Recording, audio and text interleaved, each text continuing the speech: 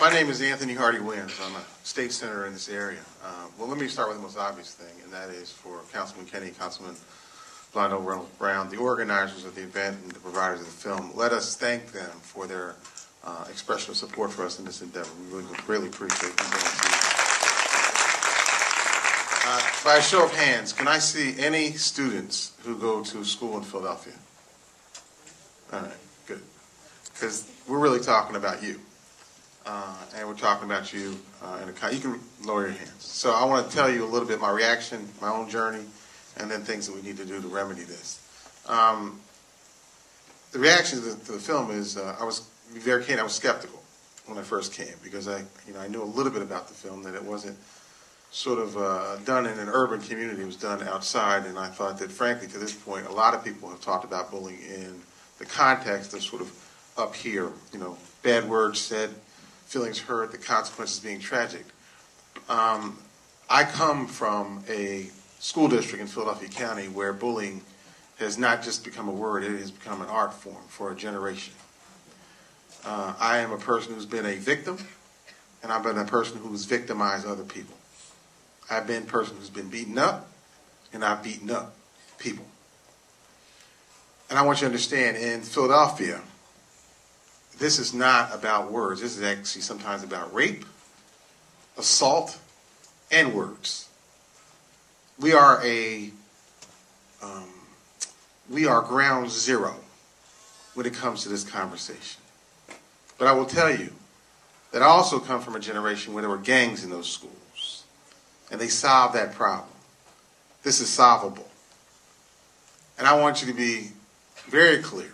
This is much more than a conversation to me. These are public policy conversations and action points. The action points are very obvious in this movie. The sort of context is the administrators are disconnected. There's a bully. They're the bad guy. There's a victim. I want to make it a little bit more clear. There are some administrators and teachers who don't know what to do. We don't do a very good job of training the system of what to do. There are principals and teachers who are confronted in the classroom. They are scared themselves of the bullies. They, in fact, are sometimes intimidated themselves by the bullies. And by the way, rightfully so. So they certainly don't have an answer for a child, let alone themselves. And if they do, maybe the child's in a primary grade, they are intimidated by the parent, and rightfully so. And even if that doesn't exist, they simply don't know what to do. So our institutions of higher education, who are demanding more money, need to do a better job of catching up to the times in which we are teaching and educating. Indeed. The claim of, we are not the household, you're right, you're not a parent, but guess what, you're a professional. And just like a doctor who has a sick patient who may be overweight, out of shape, it's our job to help them. If we want to claim resources from our government, then clearly understand if you are dealing with a child who's been a bully, who's now in high school, who may be strapped, and frankly, if you get under their skin, you'll discover that they are scared to death. If they haven't committed a crime already, they're 2 seconds away from committing one by accident, not by intent. So we have done the most illogical thing. We've taken counseling out of the building. We've removed resources of professionals who should be in that building with these children every single day so that if they don't have a parent, because some of these children come to school homeless, without food, without resources, and I don't care whether it's a magnet school, which may be central, or a neighborhood school, it's all the same. We are removing resources that need to be in place in those buildings for these children that we call bullies. Because before we can convert them to connecting and wrapping their arms about, you said something wrong and hurtful to somebody else, you got to address their pain. And some of them are rightfully angry because everybody has stepped on their throat. Everybody has stepped on their dream. Everybody's denied them access. And everybody actually looks past them and calls them the bad kid. Because one, they can't keep up academically because they didn't come prepared to keep up academically. So they fall behind. So the day is a distraction to them.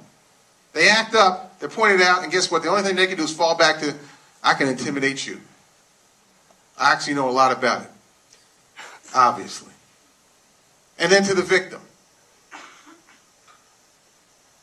Philadelphia County is a place where it's kind of odd. You know, I saw when the parent was actually getting on the child about not speaking up, the dad was sort of telling them, you know, why don't you tell me, and you got to act a certain way, et cetera, and the administrators.